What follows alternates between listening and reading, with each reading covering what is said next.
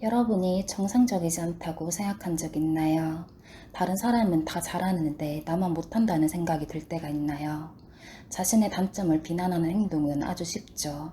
이런 행동은 자신이 자라온 환경과 자신이 어떤 사람으로 키워졌는지에 따라 감정 조절할 수 있는 능력이 달라질 수 있습니다.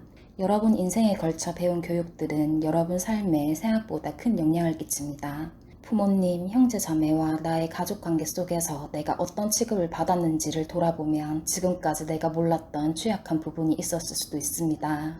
당신은 틀리지 않았고 교육의 탓인 6가지 지표들에 대해 말해보겠습니다. 첫 번째는 조건적인 사랑입니다. 내가 무언가를 이루었을 때에만 부모님이 나를 사랑해주는 것 같나요?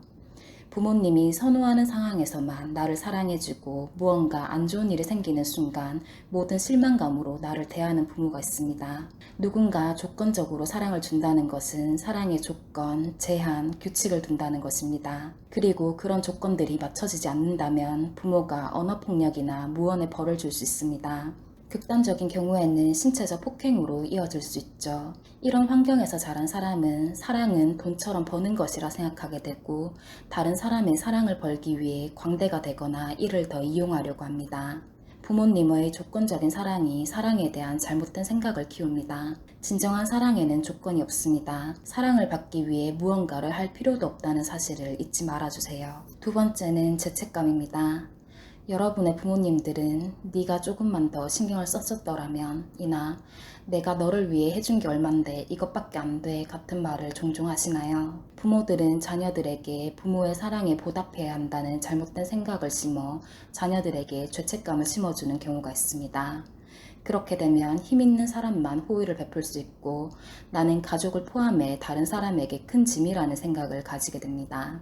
부모님들은 나의 이해 범위 외의 존중을 억지로 요구해서는 안 됩니다. 다른 사람의 호의를 받는 것이 불편하고 다른 사람을 믿는 것이 어렵다면 당신은 망가지거나 나쁜 사람이 아닙니다. 어려서부터 죄책감이 심어졌기 때문입니다. 세 번째는 책임지기입니다.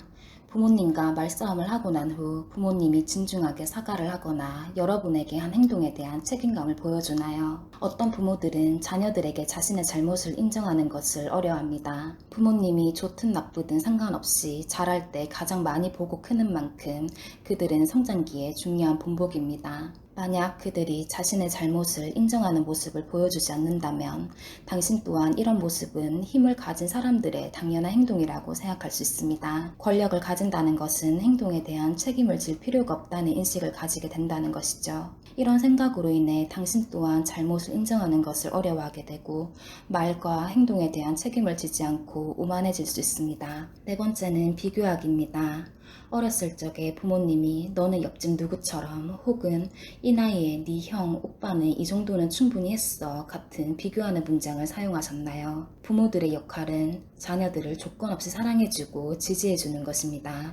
하지만 어렸을 때부터 다른 사람들과 비교를 많이 당했다면 사랑이 과연 이런 것인가에 대한 의문과 다른 형태의 사랑을 찾으려 헤매게 됩니다. 여러분 자신을 생각했을 때 경쟁의식이 강하고 쉽게 질투를 하고 자존감이 낮다면 업적은 나를 정의할 수 없고 당신은 틀리지 않았다는 사실을 기억해 주세요.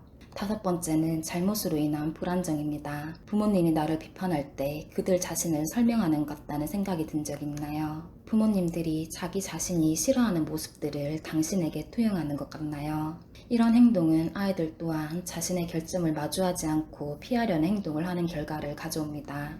아직 어린아이라면 부모의 이런 행동을 알아차리기란 상당히 힘들고 비관적인 색안경을 가지고 보기 때문에 자존감에 문제가 생길 수 있습니다. 이런 경험들이 미래의 자기 혐오, 불안장애, 우울증 같은 증상을 가져올 수 있습니다. 이 문제는 부모님들이 자신의 결점을 인정하는 모습이 중요합니다. 여섯 번째는 과도하게 간섭하는 행동입니다. 부모님이 여러분의 모든 것을 감시하려 하나요? 당신이 하는 모든 일에 간섭하나요? 심지어 옷 입는 것이나 어딜 가는지까지. 부모들은 아이들을 보호하겠다는 보호 본능이 있습니다. 이런 본능이 아이의 사생활을 과도하게 침범한다면 이것은 선을 넘는 행위입니다. 과도하게 간섭하는 행동으로 인해 당신은 숨이 막히는 것 같을 수 있습니다. 그래서 부모님이 찾을 수 없게 꽁꽁 숨기도 하고 청소년기에 반항도 하고 아니면 역으로 부모님의 이런 행동을 역이용할 수 있습니다. 부모의 과도한 간섭은 부모와 아이 사이에 원활한 관계를 맺는 것을 방해합니다. 여러분 또한 이런 상황에 놓여 있다면 여러분 잘못이 아닙니다. 6가지 지표 중 공감하는 것이 있었나요? 만약 그렇다면 집에서 어떤 방법으로 여러분을 답답하게 하나요? 가끔 부모들의 행동은 나에게 악영향을 줄 수 있습니다. 좋은 의도를 가지고 그랬을 수 있지만 부모님이 당신을 키운 방법은 당신 삶에 아주 큰 영향을 줍니다. 가정교육으로 인해 생긴 부정적인 영향에 대해 자신을 비난할 필요는 없습니다. 받아들이기 힘들 수 있지만 여러분 잘못이 아니에요. 여러분은 망가지지 않았고 사랑받을 자격이 충분히 있습니다.